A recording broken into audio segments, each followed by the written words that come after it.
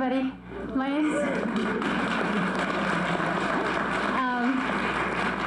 name is Shaw Pong Liu. I am a violinist and composer, and I'm really fascinated by how music can transform spaces, connect people, and be a starting place for different kinds of conversations than we might otherwise have. So whether it's turning a frigid bus shelter into a jazz club, to engage bus riders in conversations about how to stay warm and connected during the winter, or interacting with passers-by in Chinatown and inviting them to try writing Chinese calligraphy on the sidewalk and create their own characters for peace, to have a dialogue about our ideas of peace. Or gathering groups of artists together in 5 different neighborhoods in my work with the Boston Creates Cultural Planning Initiative. And we started by making bread, and that led us to conversations around what artists need to thrive in the city. So for my proposal, it's been a real honor, first of all, as everyone I know feels who's been involved, to get to meet these artists and the city cohort. Just eye-opening to see the passion and dedication that our city employees bring to their work. And I felt it urgent to address something through music that feels difficult right now in our country, in our city, in our personal lives. And it's something that Sergeant Gino Provenzano told me at one of our first conversations, is something that he said, we would love for someone to work on gun violence. Now, gun violence is something that affects our whole city. Hundreds of people are victims of shooting incidents every year, some of which end in their deaths. And it's not just these numbers, of course. There are countless more people, families that are traumatized who lose loved ones, neighborhoods, schools where traumatized kids come. It affects whole communities, and yet it is really under the radar of what we see in our city.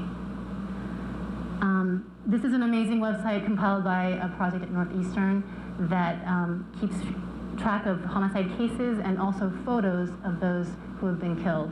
And I recommend everyone see it. It's very important to see those faces and to remember who we've lost. We can't have a conversation about gun violence without also talking about race. And really in this moment, we can't talk about gun violence and race without talking about law enforcement practices. Black men are disproportionately the victims of homicide in our country, and that's also true in Boston.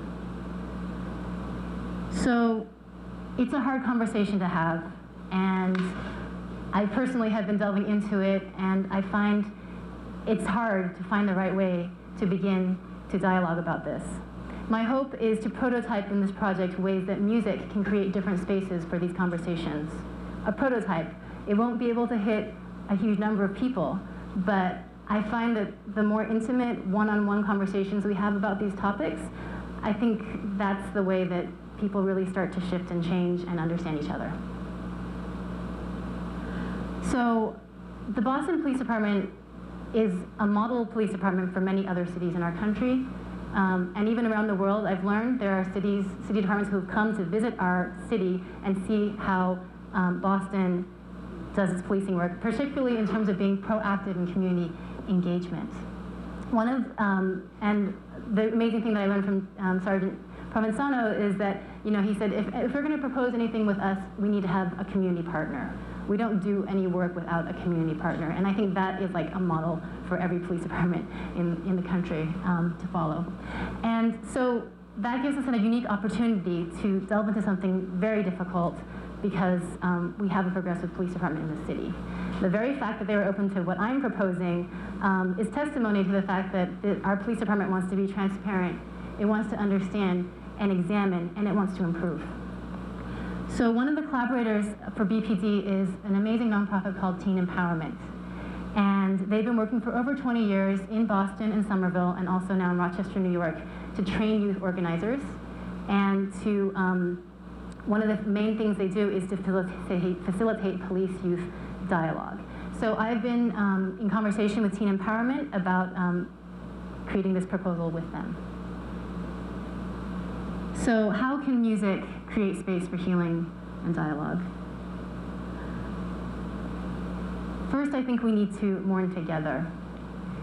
I've met some survivors' families in my research process, and it is stunning to me how many people are suffering that we are not necessarily connected with if we don't know them through our neighborhoods or through our families. So I think we have an opportunity to organize the musicians in the city to offer some support for these families. So I'm proposing to organize a network of professional musicians to offer free services to families of homicide victims, to play at memorials, at funerals, at candlelight vigils at the site of homicides, to provide a different kind of space and healing energy, and also to perform in public spaces to raise awareness about gun violence in our city and the toll it's taking on our communities.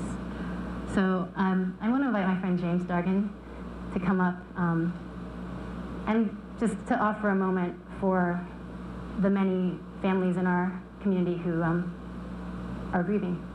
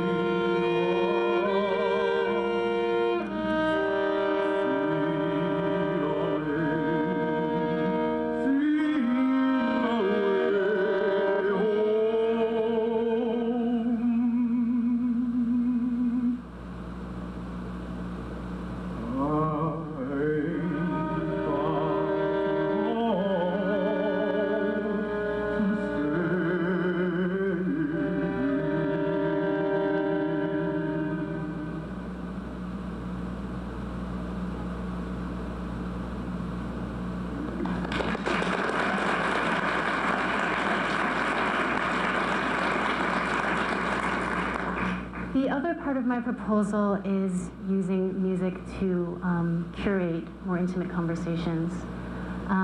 So there are two steps to that.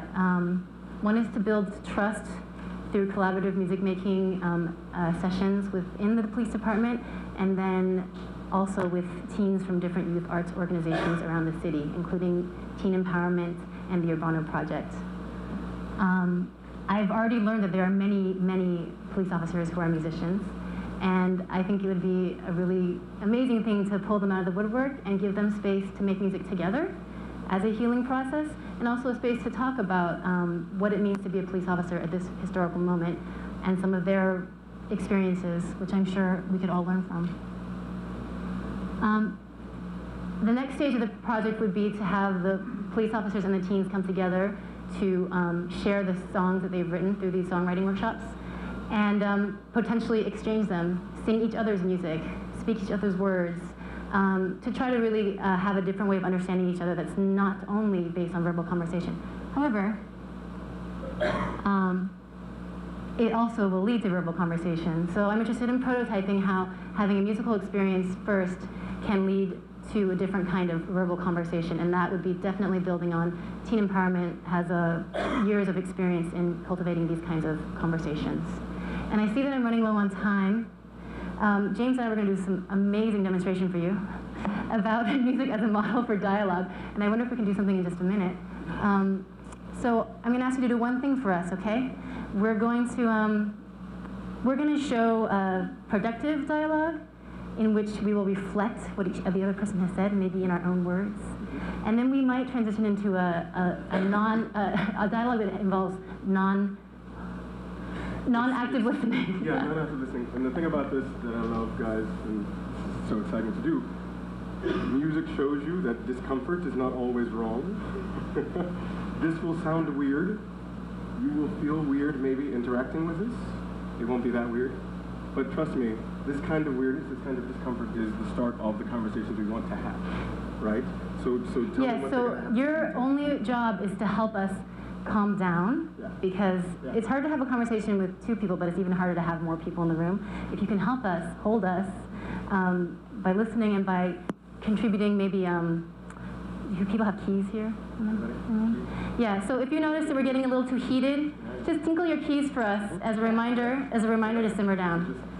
Okay. So you want to do the aggressive right away? Yeah, no, yeah, Mm.